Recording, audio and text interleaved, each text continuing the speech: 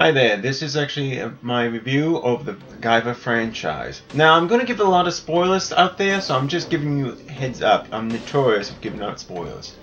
But this actually follows a boy known as Sho Fukumachi who actually with his friend, goes into the woods behind their high school and find a biological alien device that bonds to him, which actually creates a living biological armor that reacts to his brainwaves. That's called the Guyver. The Guyver unit is actually a severe thing, and it looks like a mine, but it actually bonds to him and mutates into a biological armor with different weapons and built-in armaments that he utilizes to fight an evil organization called Kronos. Weapons that he actually has mainly a vibration blade, a heat beam in his forehead, and his ultimate weapon is actually called the Mega Smasher. That's actually is in his chest. Now, there was actually two over-series that actually happened back in the 90s, which actually, the first one was called Guyver Out of Control, and then they actually made a one in the 2000. They made another over-series in the later years, which actually spanned 12 episodes. The first one actually had a female Guyver unit that actually was the Guyver 2, that actually was a mercenary for Kronos organizations. In the other adaptations, it was actually more of a male Guyver units that started off. Guyver 2 was actually golden color and had different texture. Both were actually, Guyver 2 was always actually part of the Kronos organization and actually constantly trying to get the Guyver unit from Sho Fukumachi. The evil organization is called Kronos that actually mutates humans into biological weapon mutants called Zoonoids. Now, Guyver 3 actually, that later appeared, actually was secretly, in his human form, was part of Kronos, but he was trying to work within the organization, trying to actually bring it down because of their past dealings. His texture is actually more rigid and actually looks like another adaptation of Guyver that actually bonded to a Zoonoid, but it actually is he's more of an anti-hero, which actually kind of clashed between Sho Fukumachi and this Guyver 3. I'm not going to give out any spoilers. I want actually you guys to see it and see what the storyline goes.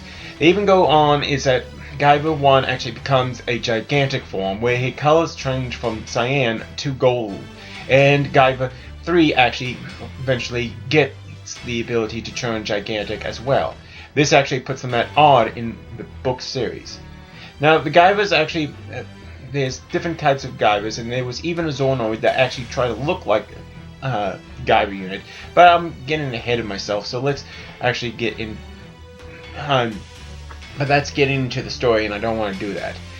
The Zoonoids are actually differential of different levels. There's actually the Zoonoids that actually are more like foot soldiers, and then there's the Hyper Zoonoids that actually are more actually tuned and specially designed for high combat ratings.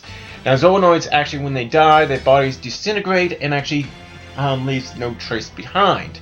This actually plays off and actually deals with also with why we never actually found them. But the thing is that Zoonoids were actually originally always a part of humankind, and actually that's where vampires, werewolves, and other organisms, actually mystical creatures, came from. Now, there's actually, after the Hyper Zoonoids, there actually is Zord Lords, the highest hierarchy of Zoonoids that actually control all of the other Zoonoids.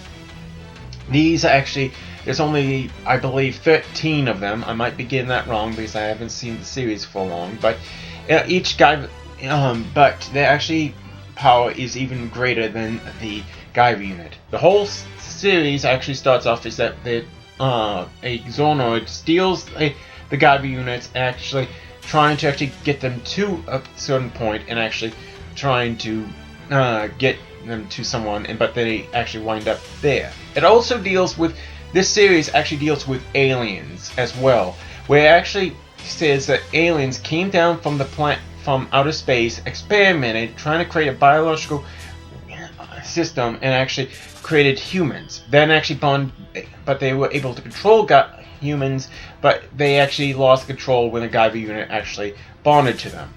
I'm getting into the storyline, so I apologize. But the series actually spawned a live-action adaptation back in the 1990s called Guyver or Eugenics.